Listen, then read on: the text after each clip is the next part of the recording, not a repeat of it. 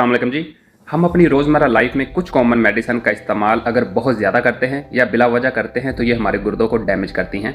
और इस लिस्ट में सबसे पहले जो मेडिसिन आती हैं वो है non steroidal anti inflammatory drug.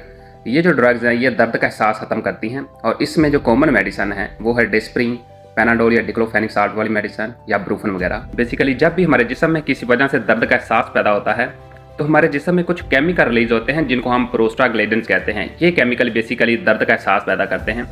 दर्द का एहसास पैदा करने के साथ ये केमिकल हमारे गुर्दों में जो खून वाली नालियां हैं उनको भी थोड़ा सा खोल देते हैं ताकि जो खून का बहाव है वहाँ पे वो बेहतर रहे और जो फिल्ट्रेशन का अमल है वो बेहतर रहे। लेकिन हमारे साथ प्रॉब्लम ये है कि अगर किसी वजह से हमारे जिस्म में दर्द का सिग्नल उठता है तो हम फ़ौरन से पैनाडोल या डिस्प्रिन का इस्तेमाल करते हैं। हम अपने जिस्म को टाइम ही नहीं देते कि वो खुद से इसको फिक्स करे।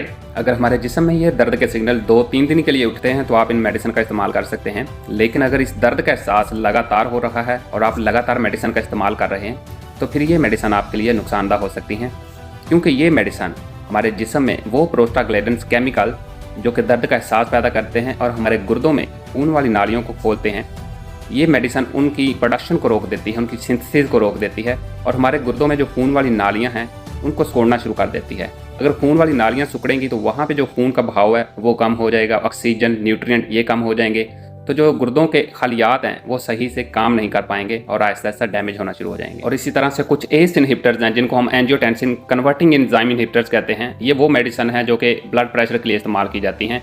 ये मेडिसिन भी गुर्दों को इफेक्ट करती हैं। उसके बाद कुछ एंटीबायोटिक्स हैं, खासकर अमीनोग्लाइकोसाइड।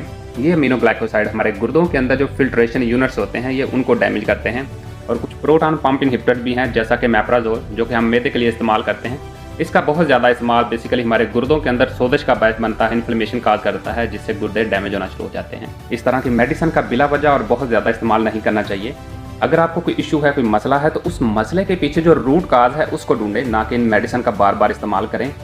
अपना और अपनी सेहत का ख्याल रखें। सी यू नेक्स्ट वीडियो।